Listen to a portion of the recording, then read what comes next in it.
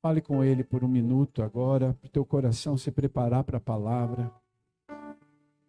Depois de tudo que nós oramos, ouvimos, como a pastora mesmo disse, é uma guerra contra Amaleque, e isso é muito sério.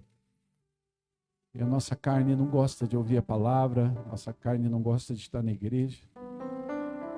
Mas louvado seja Deus, que não somos pessoas carnais, mas nos movemos no Espírito. Então estar na casa de Deus é que a sarça pegou fogo e um dia nos atraiu, e a voz que saiu dela mudou a nossa história.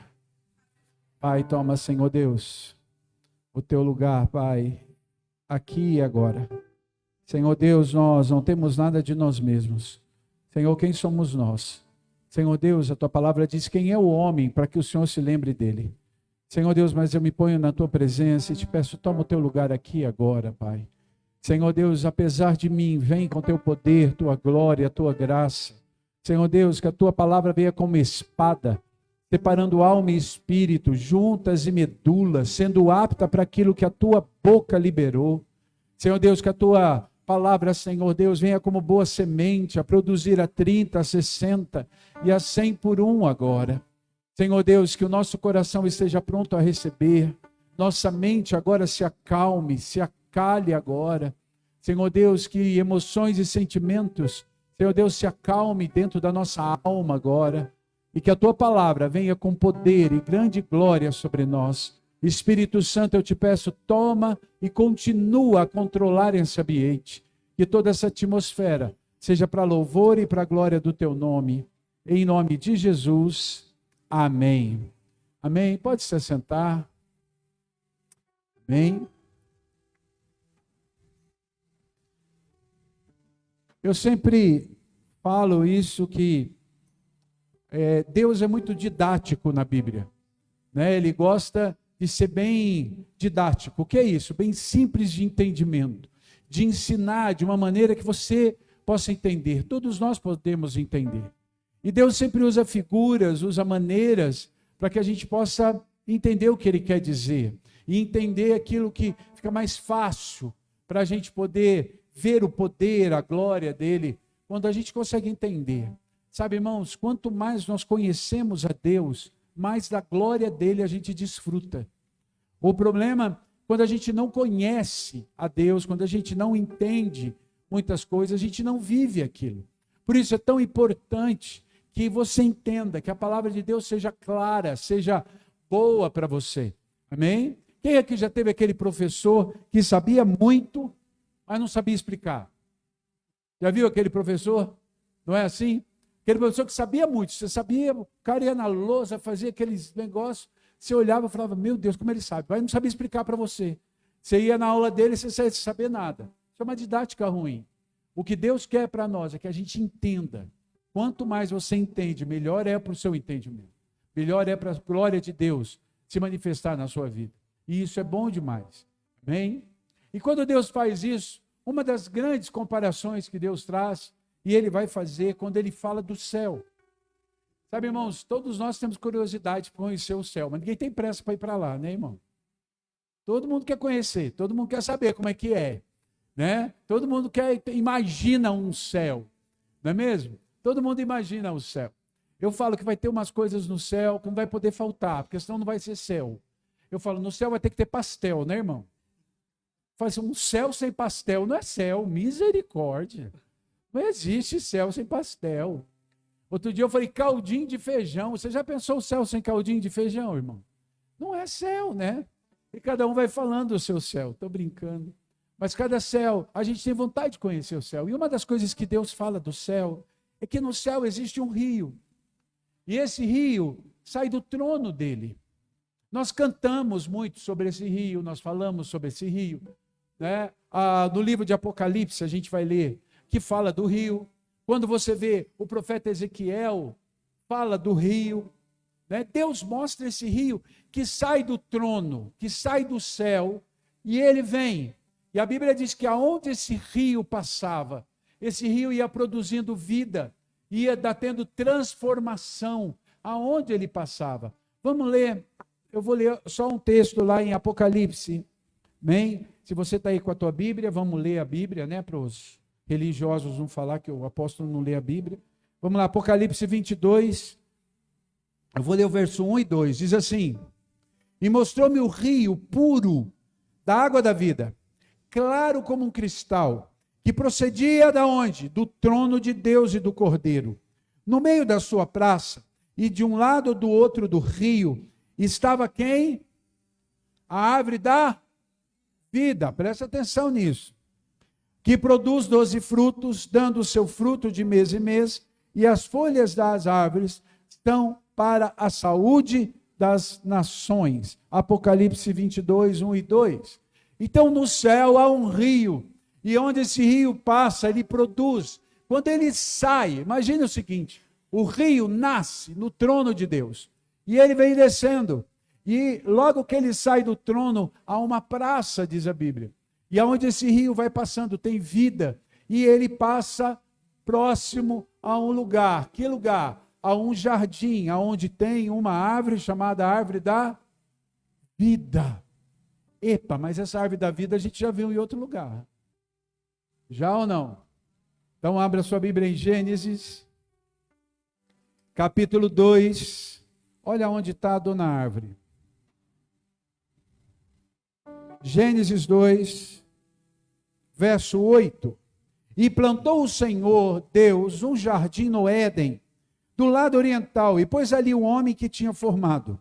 E o Senhor Deus fez brotar da terra toda árvore agradável à sua vista, e boa para ser comida, e a árvore da vida estava onde? No meio do jardim, e a árvore do conhecimento do bem e do mal. A árvore da vida estava no meio do jardim. A gente viu que essa árvore da vida estava qual jardim?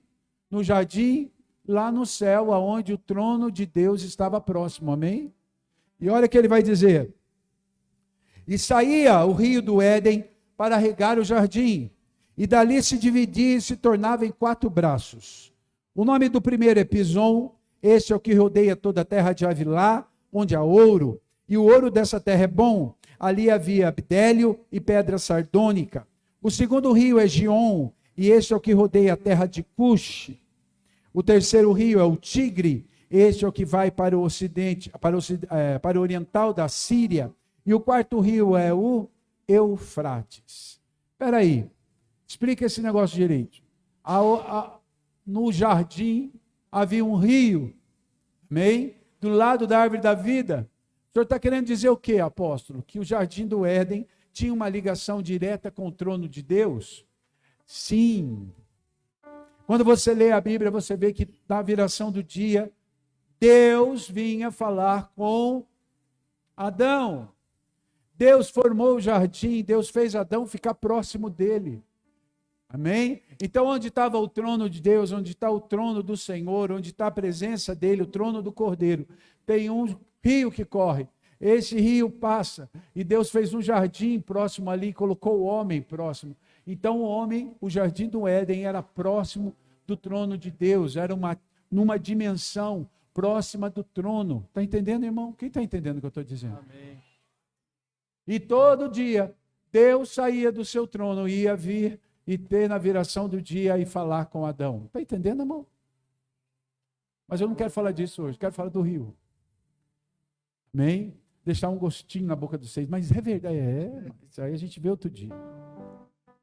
Esse rio que sai do trono, que passa pelo jardim, desce para a terra.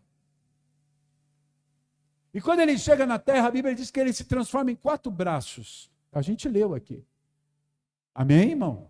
Amém. Eu não estou inventando, está escrito, você acabou de ler junto comigo. Quando ele chega nesses 4 braços, ele se transforma em 4 rios. Agora, por que Deus coloca esses 4 rios? Por que o Senhor traz essa verdade ali? O que isso quer dizer para nós? Se nós olharmos esse rio, que onde ele passa ele traz vida, um rio que tem o trono de Deus, um rio que traz mudança. Uma das coisas que a gente pode chamar, ou o nome que a gente pode dar para esse rio, é salvação. Porque o que sai do trono de Deus é salvação, é graça, é mudança de vida, é transformação. E é isso que aonde o rio de Deus passa, ele gera. E Deus traz aqui e divide esse rio em 4 partes. E eu quero trazer hoje cada um desses rios, o que ele simboliza para mim, o que ele simboliza para você. Por que Deus colocou? Sabe, irmãos, nada na Bíblia é por acaso. Nada está ali para encher linguiça. Tudo ali tem um porquê, tudo ali tem um significado, seja ele natural, como seja ele profético. Tudo na Bíblia está escrito. O apóstolo Paulo fala isso. Tudo foi escrito e para nosso ensino foi escrito. Então tudo tem um porquê. Se o rio divide em 4, é porque tem um porquê. Amém? Eu quero falar do primeiro rio que aparece aí. Primeiro rio, o nome dele é Pison. E ele vai para a terra de Avilá, numa terra onde tem ouro e pedras preciosas. O que isso quer dizer para a minha vida, apóstolo? Sabe, irmãos, o nome Pison, né, eu anotei para eu não esquecer. Pison quer dizer dar a volta, voltar Pison quer dizer dar a volta, mudar de direção, ir para outro lugar, mudar de direção. E essa primeira rio fala do encontro da nossa salvação. A salvação, ele é em Pison, amém? Amém? Você muda de vida, você muda de direção. O pecado te leva para uma condição. O pecado te leva, tua alma te leva, tua carne te leva. Você começa a andar para um lugar de pecado, lugar de morte. Porque foi isso que Adão perdeu, a vida eterna, a salvação, a comunhão. O pecado gerou isso em Adão, e isso trouxe para nós, e nós nos afastamos de Deus. Nós começamos a andar por caminho contrário ao Senhor, por outro caminho. Todos nós andávamos por esse caminho, o caminho de morte. Uma das coisas que Jesus declara é que Ele é o caminho. Ele está dizendo, eu sou o novo caminho, eu sou o vivo caminho. Voltar, andar em Pison, entrar nesse rio, é voltar para o Senhor, é voltar para aquilo que o Senhor tem para nós. Por isso que esse primeiro rio é o rio que vai começar a agir no nosso coração em salvação. É quando nós temos um encontro com o Senhor. Uma das coisas que tem que acontecer em nós é a palavra Avilá. Avilá quer dizer círculo, mudança, transformação. Sair de um lugar, mudar o trajeto. Mudar o trajeto. Se você realmente entregou a sua vida para Jesus, sua vida tem que ter mudado. Não existe ninguém que aceitou a Jesus e continuou com a mesma vida. Uma das coisas que eu sempre falo, não há ninguém que se encontrou com Jesus e não teve a sua vida mudada. Primeiro encontro que a gente tem com o Senhor é a salvação. E todos que chegam ao Senhor vão encontrar a salvação e vão ter sua vida mudar. Se você realmente deseja, sua vida vai mudar. O Senhor vai fazer você dar volta. O caminho que você estava, Deus vai falar, isso aqui não, volta. Você vai voltar isso aqui, é aqui. Deus vai te guiar por aqui. Isso é salvação. Isso é transformação. Sabe, querido, todas as vezes que nós encontramos com Jesus, tem que haver uma mudança em nós. Eu sempre falo, todo culto, toda reunião, nós encontramos com Jesus, amém? Tem que haver mudança. Todo culto tem que gerar algo em você. Você tem que sair daqui, em qualquer culto, você tem que sair daqui transformado, mudado, ou pelo menos encucado com alguma coisa. Ah, apóstolo, mas só na igreja? Não, irmão. Quando nós temos uma vida de intimidade com Deus, lá na nossa casa, lá quando você dobra o seu joelho, na beira da cama, na beira do sofá, no seu quarto de guerra, na sua sala, cozinha, varanda, rede, sei lá onde, debaixo da jabuticabeira, sei lá o que você faz. Mas no lugar que você está com Deus, Jesus vai estar lá. E você vai ter que ter um encontro com Jesus. Amém? Se a tua intimidade não atrai Jesus, alguma coisa está errada. Está entendendo, irmão? É o que nós acabamos de cantar. O que atraiu Moisés para o monte? É a sarça que pegava fogo e não se consumia. Isso atraiu ele. Mas quando ele chegou lá, o que mudou a vida dele? Foi a voz que saiu da sarça. Não foi a sarça. A sarça foi só um meio de atrair. Mas a voz que saiu é que transformou. Sabe, irmãos, o que nós precisamos é mudar de vida. O Senhor pode ter te atraído para Ele. Pode vir, mas a nossa vida tem que mudar. tem que dar um ciclo, tem que ser Pison em nós. Sabe o que é lindo nesse rio? É o rio que a gente vai, é o rio que muda a nossa vida, é o rio que a gente muda o trajeto, mas é o rio que nós encontramos ouro e pedra preciosa. Por quê? Quando nós começamos a andar com o Senhor, nós vamos descobrindo coisas e riquezas que nós não tínhamos ideia. Porque o mundo vive de ilusão e mostra para você uma riqueza que é falsa, que não existe. Sabe, irmão, ilusão é como se fosse uma bexiga. Eu achei muito interessante. Sabe a palavra vaidade? Em hebraico tem a mesma raiz de bexiga. Aquela coisa, não de bexiga, de bola de sabão. Vaidade tem a mesma raiz da palavra bola de sabão. Olha que interessante. Por quê? Porque é algo bonito. Você já viu uma bolinha de sabão? Bonito, brilha, fica todo bonitinho, não é bonito mesmo se olhar? Só que, puf, estoura. A vaidade é assim. O que o mundo mostra é assim. Uma bola de sabão.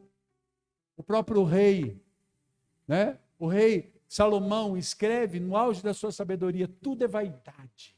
O homem que foi um dos mais ricos do mundo, experimentou todas as coisas. Ele mesmo declara, tudo é vaidade. E sabe, irmãos, a riqueza do mundo mostra sim. Mas quando eu tenho o Senhor e eu começo a andar em Pison, eu começo a andar com Ele, a mudar a minha vida, eu vou descobrindo tesouros, ouro e pedra preciosa. O ouro que é a presença dEle, a pedra preciosa que é o Espírito Santo. Eu começo a descobrir tesouros que é a igreja, a comunhão com os irmãos, tesouro que é ter uma família em Cristo Jesus, um tesouro que é ser filho de Deus. Não há maior tesouro do que esse. Pison, esse primeiro rio, é isso que ele significa. Uma mudança, salvação, caminhada, amém? Amém. Mas e o segundo rio? O segundo rio chama Gion. E Gion, ele tem uma característica, a Bíblia diz, ele vai passar pela terra de Cush. Mas eu quero primeiro dizer, o que quer dizer Gion? Gion quer dizer arrebentar a margem. Arrebentar as margens. O rio que vem com força e arrebenta as margens. Esse rio, irmão, é a nossa segunda fase de caminhada com Deus. Depois de Pison, que a gente vive a salvação, nós vamos para Gion agora. Um tempo em que Deus vai começar a trabalhar a nossa vida. Arrebentar as margens da nossa carne, da nossa alma. Arrebentar coisas que nós colocamos em nossa vida como margens, como alvos para nós. Deus vai arrebentar com tudo que você imagina que é bom. Só para ele mostrar o que é verdadeiramente bom. Quem está entendendo? É o arrebentar. É quando ele vem para tirar coisas de você. É o que nós acabamos de ver. A pastora Márcia confessando um pecado diante da igreja. É o que ela dizendo de Amaleque. Da guerra com a carne. Irmãos, e quanto de nós temos que o Espírito Santo arrebentar em nós? E lembra que eu estou falando do rio de Deus, hein, irmão? Não é um rio de homem, não é um rio do diabo, é um rio de Deus que arrebenta as margens do nosso coração. Que arrebenta a gente.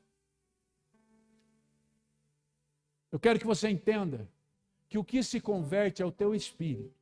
Nem tua carne e nem tua alma se converte. Então não tenha esperança da tua alma se converter. O que é a alma, apóstolo? Sentimentos, emoções. Sabe? Nós temos que aprender a controlar a alma. A Bíblia diz que a alma tem que ser sujeita. O que é isso? Ela tem que estar aqui. Carregando aqui. Sujeita a mim. As minhas emoções, meus sentimentos não podem dominar a minha vida. Eu estou falando aqui de homens e mulheres que são transformados por esse rio, lavados por essas águas, transformados no rio do Senhor, que vivem o Espírito de Deus e não com pessoas almáticas. Há muita gente na igreja almática, a alma dirige ela, as emoções e os sentimentos dirigem ela. É aquela coisa eu faço o que eu quero. Eu vou se eu quero. É o bendito da palavra do eu sinto. Você já viu, irmão? Eu faço o que eu estou sentindo. Eu sinto. Irmão, a palavra sentir já vem no sentido da alma. Crente não sente, crente crê. É o bendito do achismo. Eu falo, crente não acha. Crente tem certeza, ele crê. Porque quando a gente acha, o achar, Jesus falou, seja o seu falar sim, sim, não, não. O que passar disso é do maligno. Ele não falou nem que era da carne, ele já chutou para o maligno. O crente que acha alguma coisa, é porque ele não tem certeza. Então você já sabe que o seu achismo está lá baseado no maligno. Crente tem certeza, é sim ou é não. Amém? Amém. Vamos parar de ser almático. Parar de viver. Querido, deixa eu explicar uma coisa para você. A partir do momento que Jesus se torna o seu Senhor, todas as suas vontades estão sujeitas a Ele. Você vai fazer coisa que você não tem vontade. Você vai fazer coisa que você não queria fazer. Por quê? Porque o teu Senhor mandou. E acabou. Não se discute com Jesus. A partir do momento que você faz o que você quer, Jesus não é teu Senhor. Ele é meu Senhor. Então, se Ele é o meu Senhor, eu sou servo dEle, eu obedeço à vontade dEle. Presta atenção numa coisa. Homens e mulheres que têm Jesus como seu Senhor, o único objetivo da sua vida é agradar a Ele. Todo o resto é vaidade. Eu tenho que agradar ao Senhor. É o coração dEle que tem que estar feliz, não é o meu. É o coração dele que tem que estar satisfeito, não é o meu. Por isso que a Bíblia diz, agrada-te do Senhor. Sabe um versículo que eu acho maravilhoso? A alegria do Senhor é a nossa força, amém? Mas a alegria de quem? Dele. Não é minha alegria. Tem gente que fala, eu estou tão feliz, porque a alegria do Senhor é a minha força. Não, irmão. É a alegria dele. Ele tem que estar alegre com você para a força chegar em você. Se ele não estiver feliz com você, mas Deus pode não ficar feliz comigo? Pode, ele é pai. Amor é diferente. Amor, ele vai sempre te amar. Mas a alegria do coração dele depende das suas atitudes com ele. Você é pai. Você ama o seu filho. Eu amo o meu filho. Muitas vezes tenho vontade de pegar ele e bater ele na parede. Mas eu amo. Tem hora que ele faz coisas que me alegra, tem hora que ele faz coisas que me entristece. Mas eu amo. Pai ama. Mas tem momentos. Ou não, só eu que sou assim. Se for, vocês estendam a mão e orem por mim, porque tem alguma manifestação errada na minha vida. Mas qual pai, qual mãe que eu não faço por isso? Não estou dizendo de amor, irmão. Amor você ama, se dá a vida pelo seu filho. Mas muitas vezes você se entristece com as atitudes. Sabe quando a Bíblia fala que a alegria do Senhor é a nossa força? Ele está dizendo, agrada-te do Senhor. Faça ele se sentir alegre com você.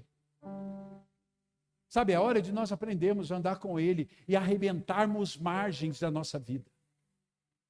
Porque há muita gente que quer que o Senhor agrade Ele, mas ele não se preocupa em agradar ao Senhor. Vou dizer uma coisa para você, segura na cadeira. Andar com Jesus, andar com o Senhor, nem sempre vai ser bom para você. Porque o Senhor é quem vai ter que se agradar. Mas quando eu agrado o coração de Deus, o Senhor me dá força. Quando eu agrado o coração de Deus, Ele está comigo. Quando eu agrado o coração de Deus, Ele não me deixa. Quando eu agrado o coração de Deus, como um pai amoroso, Ele me surpreende. Por isso que a Bíblia fala que Ele dá, que o pensamento dEle é maiores do que o nosso, que o caminho dEle são mais elevados do que o nosso. Por quê? Porque Ele quer que você aprenda a andar assim. Mas para a gente viver Gion, para a gente viver o arrebentar as margens, Eu preciso aprender a viver numa dependência dele. Irmão, todo pecado começa na nossa independência. Quando o homem decidiu que podia fazer as coisas sem Deus, isso é pecado. Toda vez que você decide fazer alguma coisa sem colocar Deus, isso é pecado. Isso é pecado. E o pecado é uma escolha do homem. Você não peca porque o diabo fez você pecar. Isso é mentira do inferno. Você peca porque você quis pecar. O diabo, ele coloca um prato na tua frente. E ele fala para você, come, é gostoso. Você não imagina como é bom. Você pode comer ou não. Você pode acreditar no que o diabo está dizendo para você ou não. A outra voz é do Espírito Santo, dizendo, não coma, isso vai te matar. Agora, o pecado é assim, você escolhe, não, eu vou comer, eu quero. Você come e morre. Mas é uma escolha sua. Da mesma forma que deixar o Espírito arrebentar as margens do meu coração, é uma decisão minha, deixar o Espírito de Deus cuidar de mim. A palavra de Deus diz aqui que esse rio vai para Cush. Cush era uma região onde havia um homem, da região de Noé, da região onde estava o filho de Noé, Cão. E Cão vai ter um neto chamado Nimrod. E Nimrod, esse homem, constrói a Babilônia. Essa região de Cush é a região da Babilônia. E na palavra de Deus, Babilônia é onde está o pecado, onde está a confusão. A palavra Babilônia, veio da palavra Babel, que quer dizer confusão. Sabe, irmãos, quando esse rio de Deus entra na nossa vida, ele vai arrebentar as margens e ele vai tirar você do meio da confusão. Amém? Diz aqui para mim agora, você aceitou Jesus, começou a andar com o Senhor direitinho. Amém? Não parece que virou tudo uma confusão? Quem aqui já não notou? Parece que a família começa a brigar, já não aceita você, o emprego. Eu já vi muita gente falar assim, depois que eu aceitei Jesus, parece que tudo ficou mais difícil. Quem já ouviu essa frase? Quem já ouviu gente falando assim? É Cush, é confusão. Mas a Bíblia diz que quando eu estou nesse rio, o rio arrebenta as margens e ele me tira da confusão. Ele me tira da confusão. Apóstolo, eu passo em Pison, onde é a salvação. Eu entro em Gion, onde Deus vai arrebentar as margens da minha vida. E depois? Depois você vai entrar num outro lugar, num outro rio. Olha aí na tua Bíblia. O outro rio se chama o rio Tigre. Ou Idekel, em algumas versões. O rio Tigre, Idekel. E ele vai para a Síria. Olha que interessante. Idekel, o rio Tigre, quer dizer rápido. Coisa rápida. E a Síria, a palavra Assíria, quer dizer avançar, ir além. O rio Tigre é o terceiro rio. É o rio em que Deus vai fazer você ir mais rápido. Sabe, irmãos, aprenda isso. Quando eu aceito Jesus como meu Salvador, quando eu começo a andar nesse rio, a viver nessas águas, é Gion na minha vida. Quando eu vou, ou melhor, é Pison, quando eu vou para Gion, é o lugar onde o Senhor começa a arrebentar e me tirar pecados, tirar a margem, me tirar da confusão, trabalhar a minha vida. E depois ele começa a trabalhar em mim de maneira rápida. Ele começa a me levar e a me fazer avançar mais. É onde eu começo a ter experiências com ele. É onde eu começo a ter experiências. Sabe, quando Deus vem falar com o profeta Daniel, e Deus vem dar a revelação para Daniel, mais de uma vez, a revelação que vem através de Gabriel para Daniel, e são revelações tremendas que até hoje, algumas delas vão se cumprir no Apocalipse ainda. Revelações tremendas em Daniel. Sabe aonde Daniel estava? No Rio Tigre. Lugar rápido. A terceiro lugar que Deus quer te levar é o lugar das experiências. E entenda uma coisa, meu irmão, não há crescimento espiritual sem experiências com Deus. Sem ter experiências com Ele. Que experiências, apóstolos? Irmão, quantas experiências nós temos com o Senhor? Seja elas pequenas como grandes. Experiências. Irmão, não tem coisa mais gostosa e maravilhosa do que termos experiências na nossa casa. Quantas vezes? Quantos de nós aqui já um dia sentou, pegou a Bíblia, naquele dia que estava tudo tão tumultuado, aquele dia que estava uma situação tão difícil, às vezes dentro da gente, e você pega a Bíblia, você começa a orar, e parece que vem um bálsamo sobre você. Você sabe que Jesus está ali. Que experiência gostosa. É ou não é, irmão? Isso é maravilhoso. São experiências. Olha aqui para mim, deixa eu explicar uma coisa para você. O diabo vai trabalhar contra você para que você não tenha experiências. Porque toda a experiência que você tem, ninguém pode tirar de você. Uma coisa que o diabo não pode roubar de você são as suas experiências com Deus. Por isso ele luta para que você não tenha. Por isso ele te desanima na oração. Por isso ele te desanima na intercessão. Por isso que ele te desanima do vir à igreja. Porque ele sabe que quando você entra por aquela porta com expectativa dentro de você, toda expectativa em Jesus jamais será frustrada.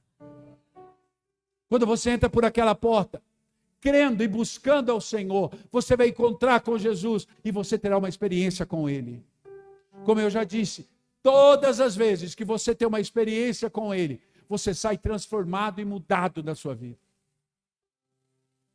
Quando eu vivo nesse rio, é o rio da experiência. E sabe o que é mais lindo? Deus tem pressa. Deus tem pressa. Às vezes nós temos a ideia, né, de um Deus vagaroso, de um Deus que responde de maneira lenta.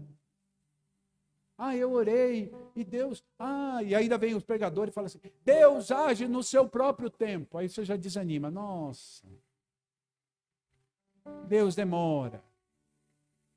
Não, irmão. Deus é rápido. Eu gosto de um versículo no Salmo que diz que o nome de Deus é Já. Amém? Amém. É Já. Então por que não vem? Não é por causa de Deus, irmão. É por causa de você. Muitas das coisas que Deus quer fazer na tua vida, Ele só não pode fazer agora, porque você não está pronto. Então não é Deus que não está com pressa. É você que não está pronto. Fique pronto para você ver que Deus não faz. Deixa Deus agir. Sabe, irmãos, Deus tem rapidez. A vontade de Deus é que você cresça rápido, é que você desenvolva rápido, é que você faça as coisas rápido, é que você vá, que você cresça, que você amadureça, que você seja alguém de maneira rápida em Deus. Pare de tirar essa ideia de que Deus é lento, de que Deus demora, de que Deus não faz, ou quando faz, demora, porque é no tempo dele. Irmão, o tempo de Deus é hoje. O tempo de Deus é agora. Por que não acontece? Porque você não está pronto para isso. Tem coisa que se Deus desse para você agora, te matava. Tem coisa que Deus respondesse para você agora, iria atrapalhar a sua vida em vez de te abençoar. Entenda uma coisa, querido. Você só vê o agora. O agora. Você consegue ver o agora e você consegue lembrar o passado. Mas você não consegue imaginar. Daqui 10 minutos, você não sabe o que vai acontecer com a sua vida.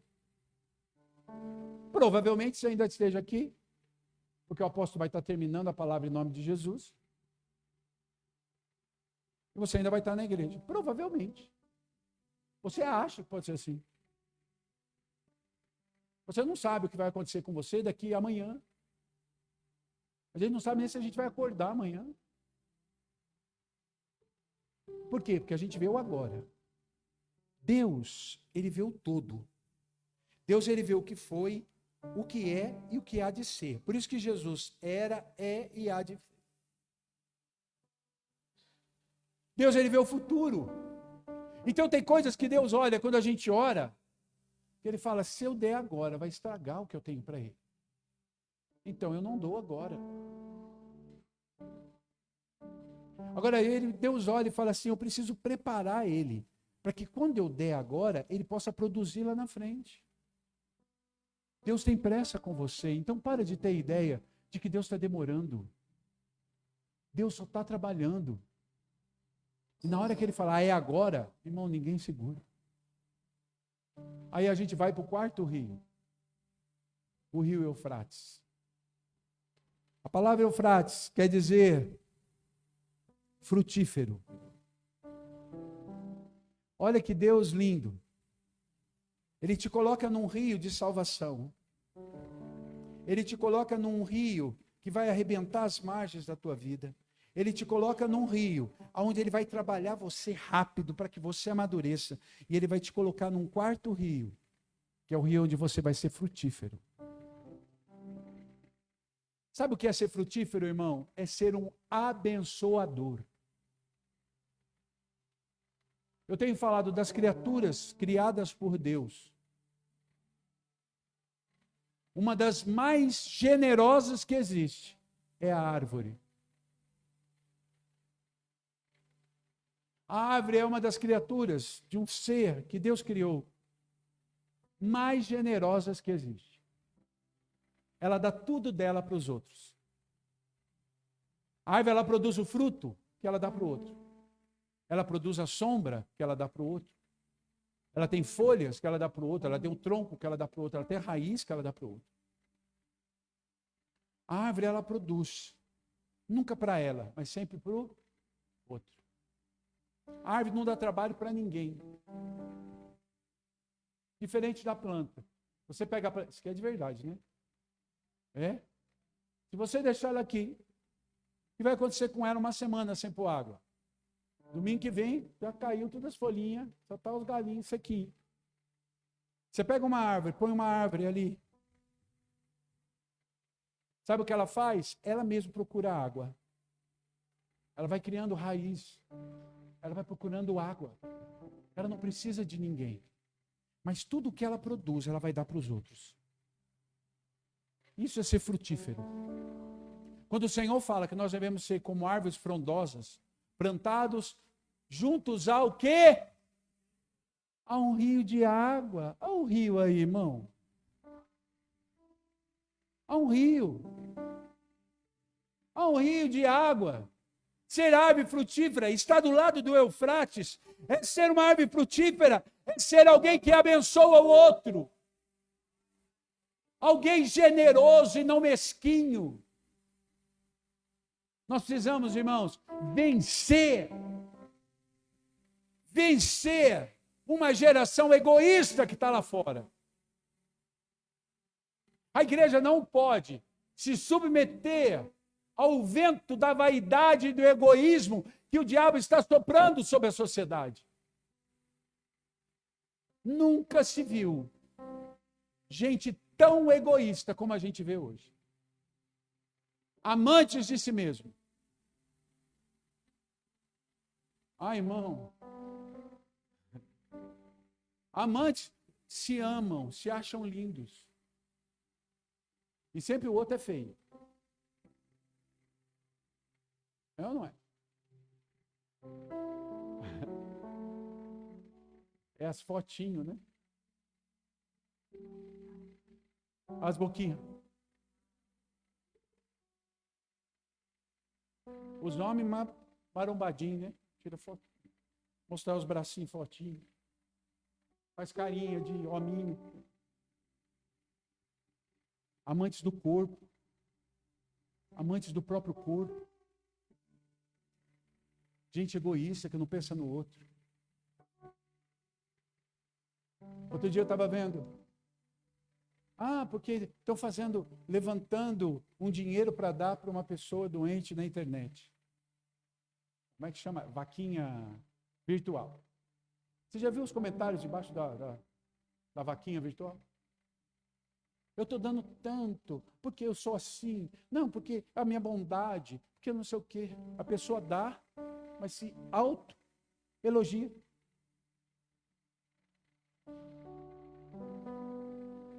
Ela dá e ela faz questão das pessoas saberem o que ela deu. A Bíblia fala, Jesus diz, se a sua mão direita dá alguma coisa, que a sua esquerda não saiba.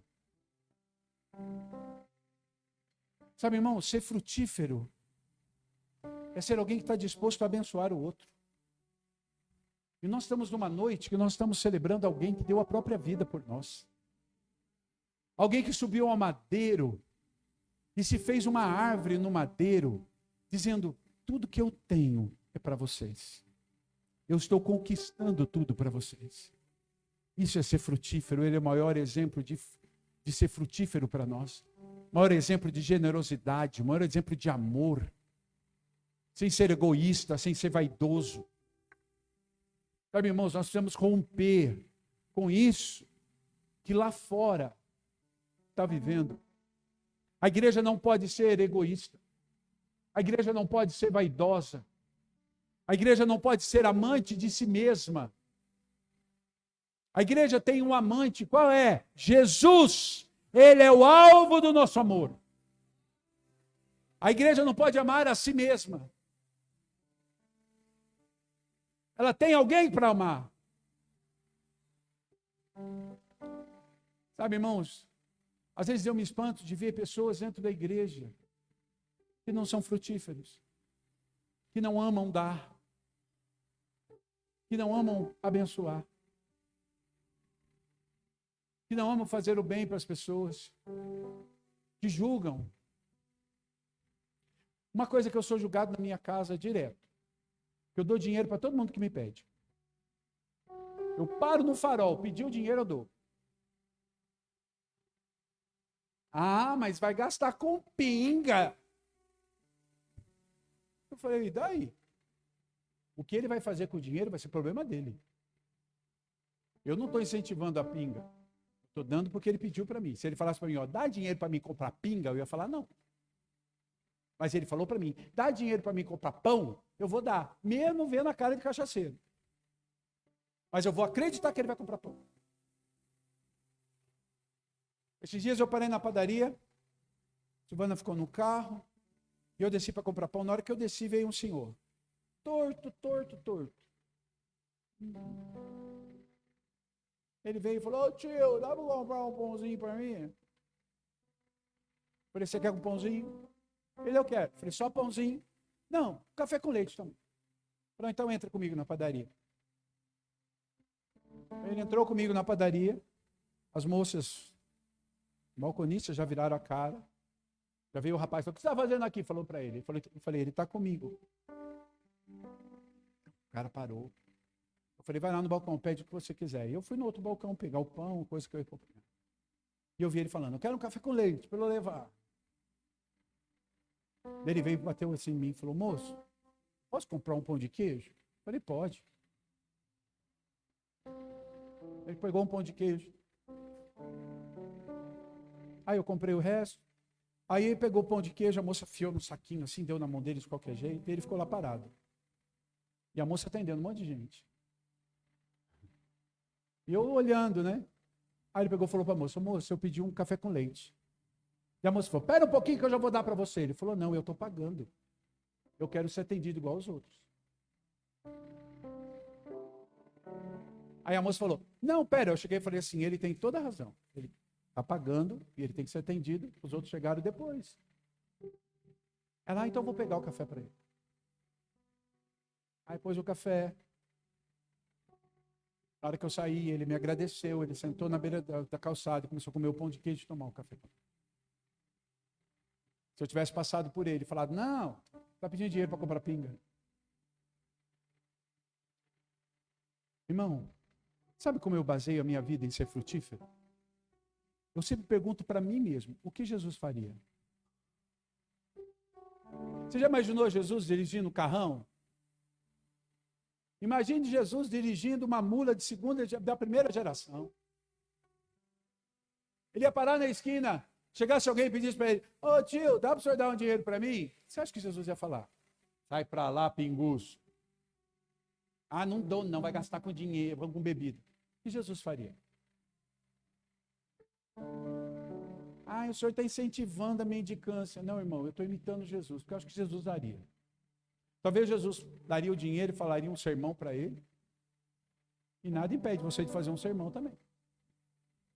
Como já muitas vezes, eu já parei o carro, falei, você quer dinheiro? Quero, eu vou te dar. Mas vem cá, olha, Jesus te ama, falei um monte de coisa para ele. A pessoa chorou. Ah, eu sei, minha mãe é crente. Ah, eu ia na igreja com a minha mãe, já ouvi um monte de vezes isso. Volta para a igreja. Vida que você está levando, quem cuida de você é Satanás, é isso que você quer? Não, misericórdia. Então volta para a igreja. Sabe, irmãos, ser frutífero é ser isso lá fora. Eu estou dando um exemplo aqui, mas a gente pode ser frutífero no trabalho. Ser amoroso. Uma das bases da vida cristã, ser frutífero. Irmão, eu acabei de falar de Jesus na cruz. Foi a maior prova de amor. E ele sempre expressou amor e expressa amor. Nós temos que ser frutíferos expressando amor. O rio Eufrates é isso. E sabe o que é mais lindo desse rio? Ele não tem um lugar para ir. É o único rio que não tem uma direção. Por quê? Porque eu tenho que fazer tudo para todos. Tem que ser alguém frutífero para abençoar. Às vezes eu estou falando de dinheiro, mas às vezes o amor para alguém, a compaixão com alguém. Minha pergunta para você é, aquela pessoa que não veio no culto hoje, você se preocupa de perguntar para amanhã por que ela não veio? Ou você acha que isso é trabalho dos pastores? Isso é trabalho de uma árvore frutífera. Talvez o seu amigo não veio no culto hoje, o seu irmão. Por quê?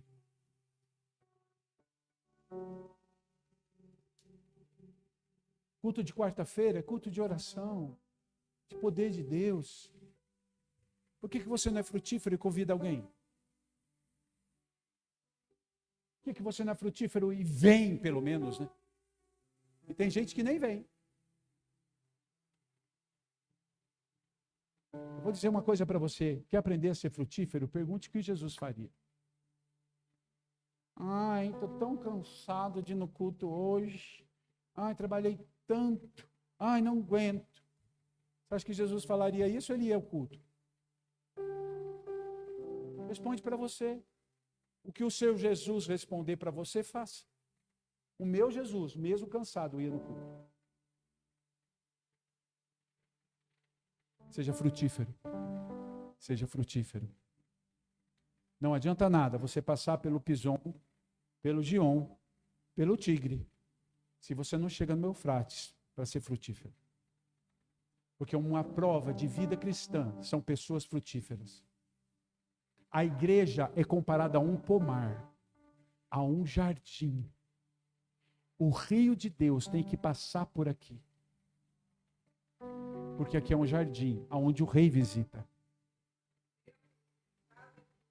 Se Jesus chegar agora aqui, quanto de fruto ele vai levar da sua árvore?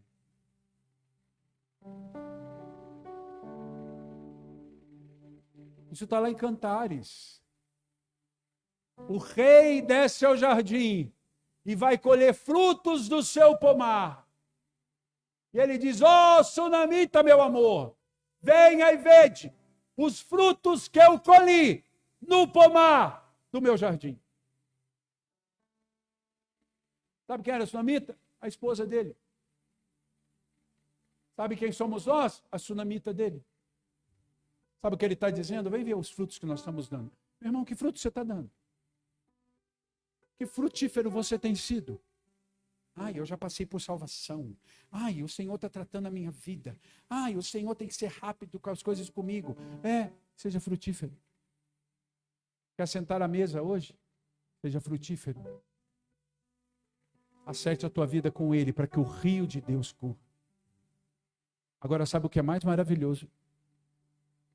É que Jesus diz que de nós fluiria rios de água viva. Quando eu sou alguém frutífero, o rio não só passa aqui, ele passa por mim. Sou eu que levo o rio agora. Eu levo o rio agora.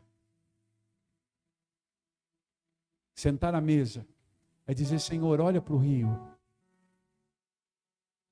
A única coisa que pode impedir você é se o seu rio estiver represado.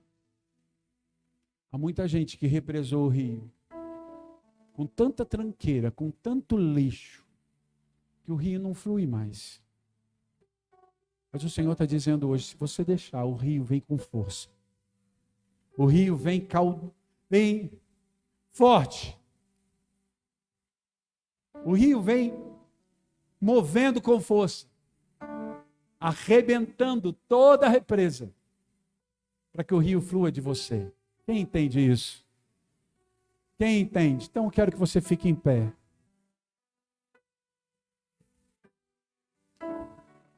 Põe a mão na sua barriga e feche os seus olhos.